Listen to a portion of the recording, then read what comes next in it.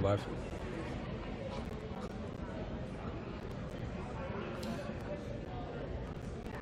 All right.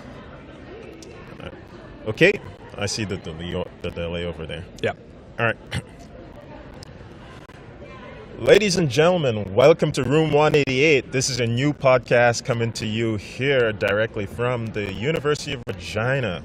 My name is Arthur. I'm your host here today, and I have Matt, my guest, right here. Matt, why don't you introduce yourself and tell us who you are and where you're from and what you do? Yeah, thanks, Art. I'm Matt. I'm an instructor at the faculty of KHS. I teach in the sport and recreation management stream. I teach a couple of digital media classes geared towards sports media. And I'm also a videographer for the faculty of KHS, so I do a lot of video projects for the faculty on the academic side, and then I do a lot of varsity sport related projects as well. For the camera people, you got to tell them what you shoot with. What I shoot with, okay. Well, actually, right now, on this camera, the one that's on you, I'm shooting with a Sony A7 IV.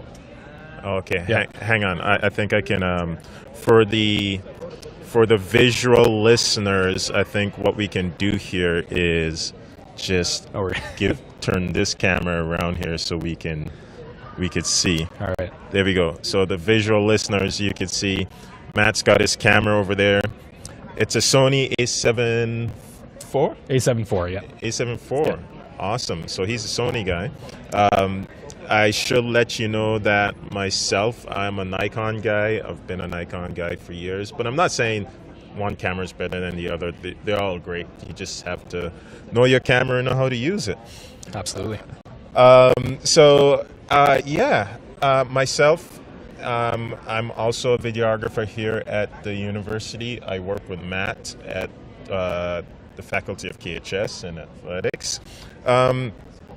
I do video, I also do photos and oversee all the photos that are created for sports games. And we have student photographers as well that work with us, and we just sort of manage all that content together. We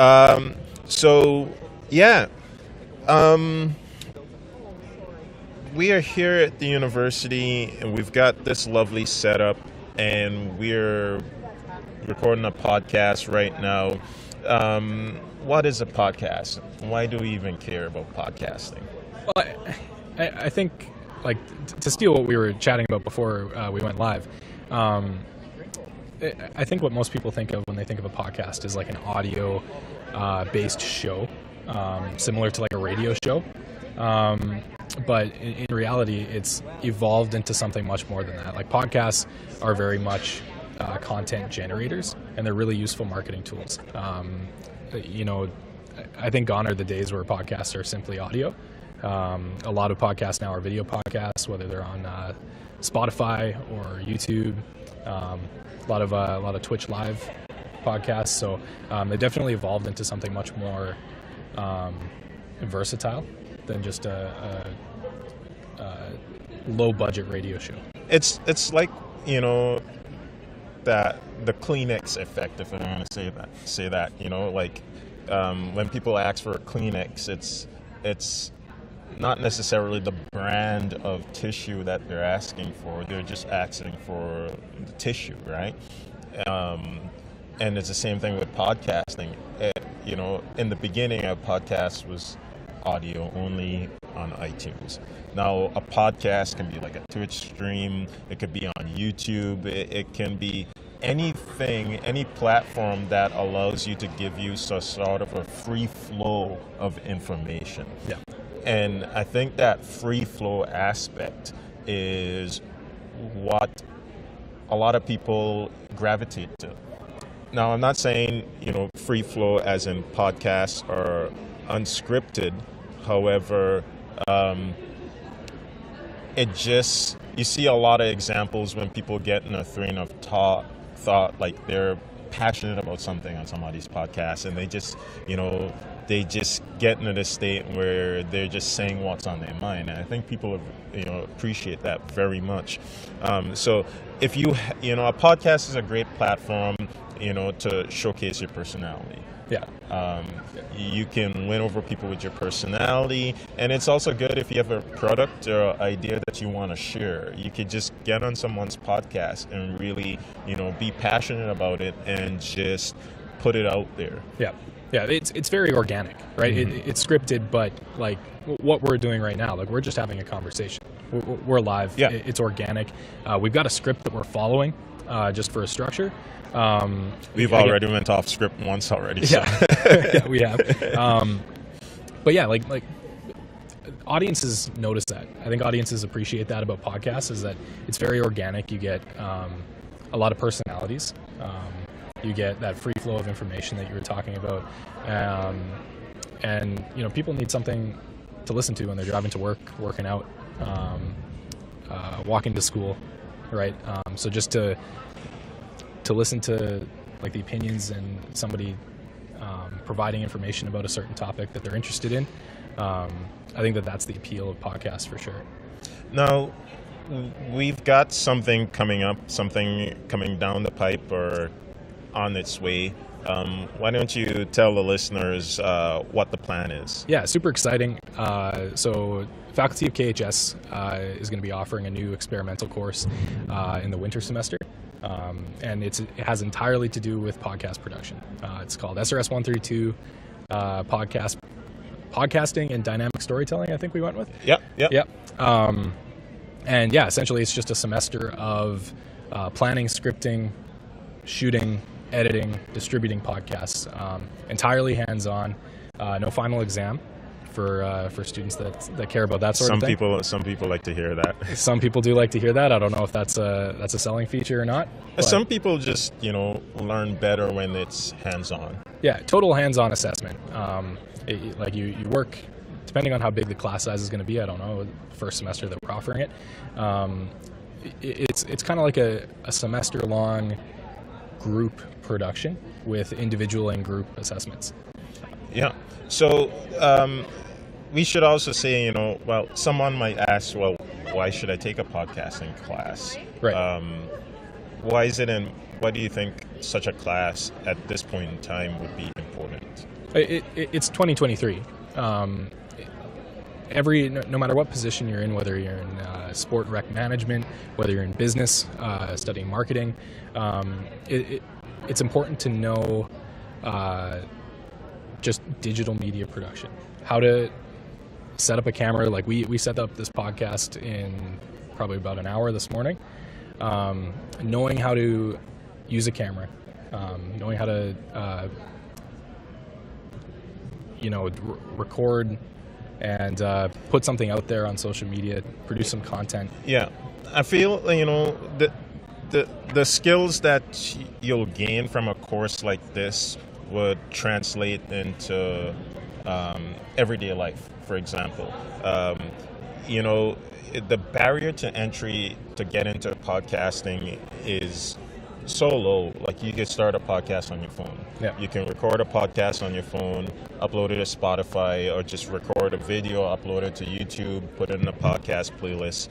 And if you're in sales, marketing, the entertainment industries, or even in sports, being able to tell stories and share stories is such a valuable skill nowadays.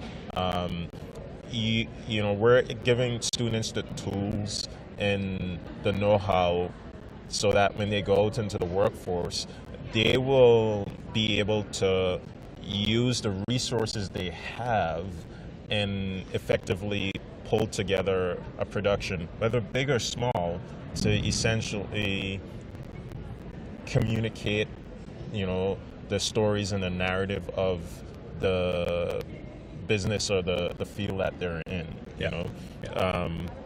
So we see so many students here on campus that are starting.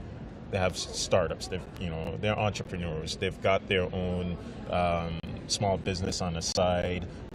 Whether they're painting, they're selling bags. They've got something going. We've got a lot of students here that are outgoing in terms of the business aspect, and what we're doing here with the podcasting is one other tool they can add to their toolkit in terms of promoting their stuff themselves and promoting what they're doing on the side as well. 100%. Yeah, for sure. Yeah. So, how can students register for this course? When does the registration open? When does it close? How do they get in? Yeah, so registration is already open for the course. We already have a few students registered, which is great. You can register through UR self-service. I can't remember the CRN off the top of my head, but there's a seminar section and a lab section.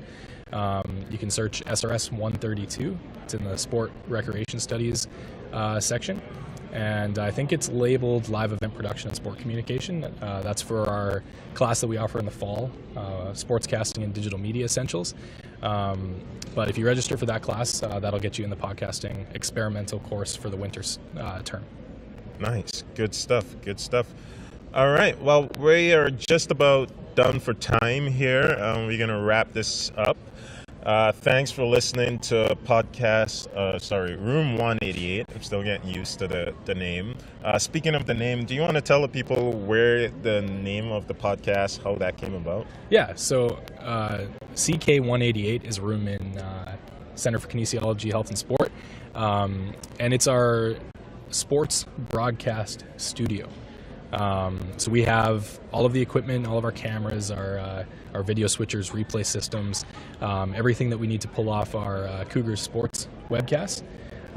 Everything's housed in that room. So if you're ever walking down the hallway on your way to the gym, on your way to the pool, and you see room 188, that's our media production studio, essentially. That's where our student employed webcast team, that's where they produce all of our sportscasts out of, and that's also where the fall SRS 132 class has their labs out of. So they also help us with our webcast production as well. Speak a little bit about the webcast production and who runs it. Like, what is it and why is it needed? So a few years ago, Canada West mandated that we started streaming our varsity sport games. So that's like the Cougars and the Rams? Cougars and the Rams, yeah, basketball, volleyball, soccer, hockey, all of our varsity sports. They mandated that we started streaming those games.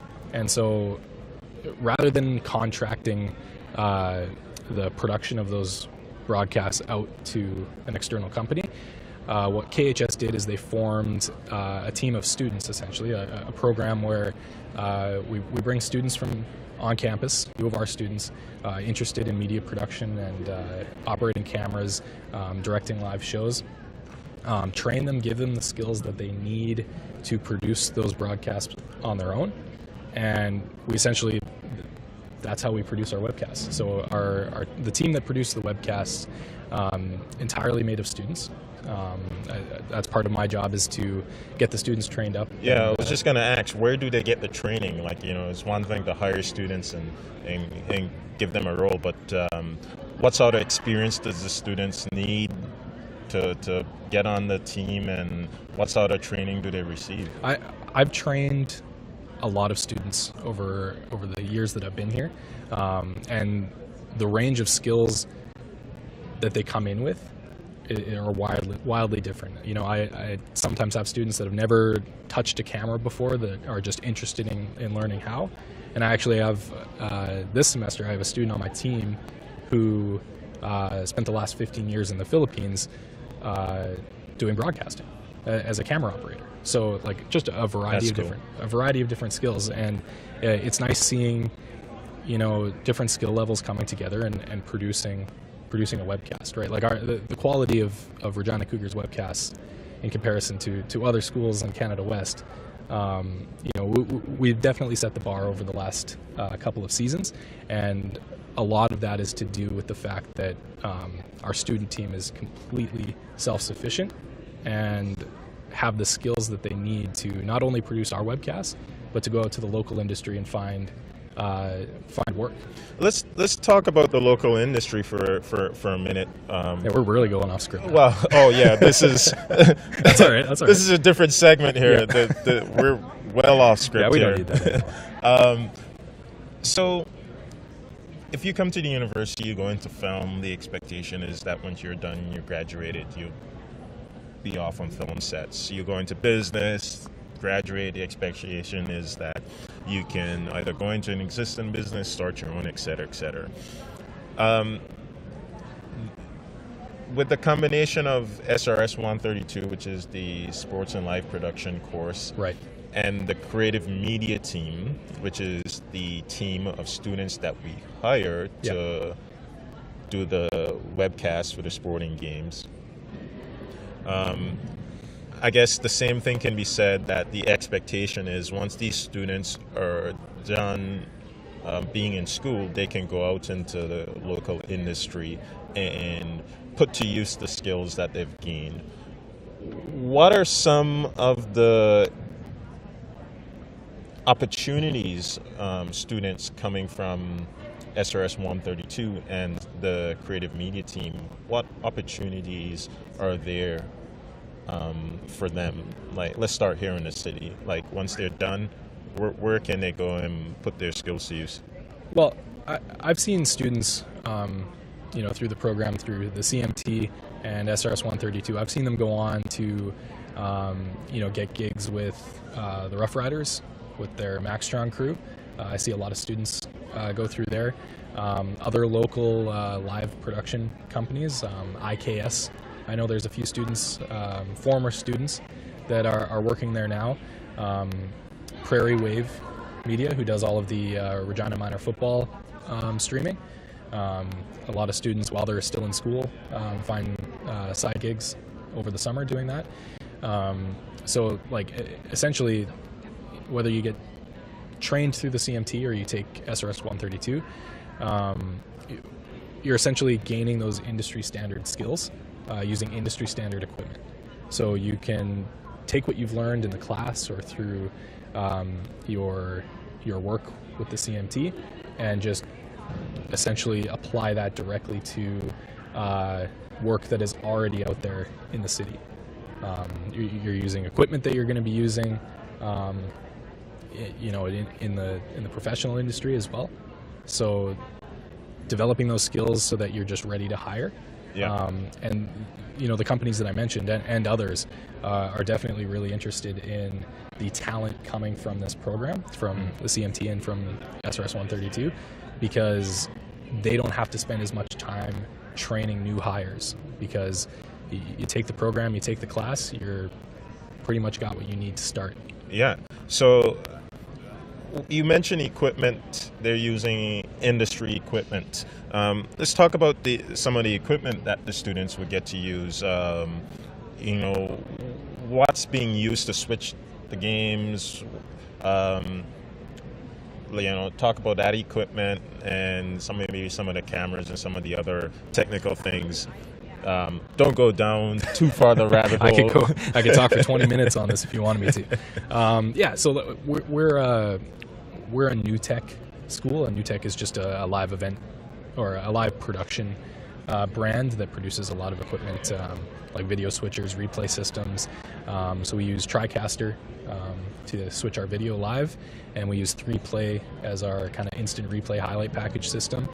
Another cool feature that we've implemented over the last couple of years is New Blue Titler, which allows us for our sports broadcasts to bring in live stats during the game, and a lot of other cool graphics. So I will stop you there.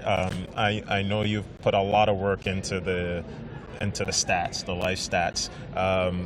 So I will toot our own horn for a little bit here and say that are we the only school that do live stats? We are the only school that I know of. There we go. That does live stats. And I'm just going to paint a picture for you here, what this operation's like. If you ever seen behind the scenes of like an NFL football game, there's the big truck, the studio truck, there's multiple TVs, and there's people at big switchboards, and cut to camera 1, cut to camera 12. You've got people mixing the audio, and then you've got all the graphics that if you watch football, you'll see like the next gen stats and all these little things. this is essentially what we're doing here. This is exactly what we're doing here at the U of R.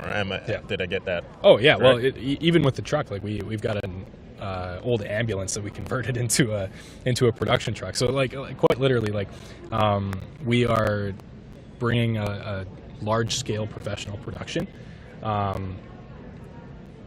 to students at a smaller scale, so they can learn those skills and develop them, and to just hop on set on a live like a TSM production. Yeah, and now is the time, I should say, if you're listening to this and you're a student, now is the time to really get involved, because just over the last year and a half, the production has grown tremendously. Oh, for sure. Yeah, the size of our student team has increased quite a bit, just because our productions have increased. The production value over the last 5 years has just increased exponentially. Yeah, I think it set the standard for what a sports webcast should be. Yeah. For at least at the university level. For sure. I would mention that while it seems very small and insignificant, don't take for granted when you're watching a live sports broadcast and you see the score clock, the little small score clock in the littlest corner of the screen. Yeah. You may think it's just a simple thing. It's like, oh yeah, just plug the clock into the camera and you can have the clock ticking and it will stop and start, with the game. Yep. And the scores.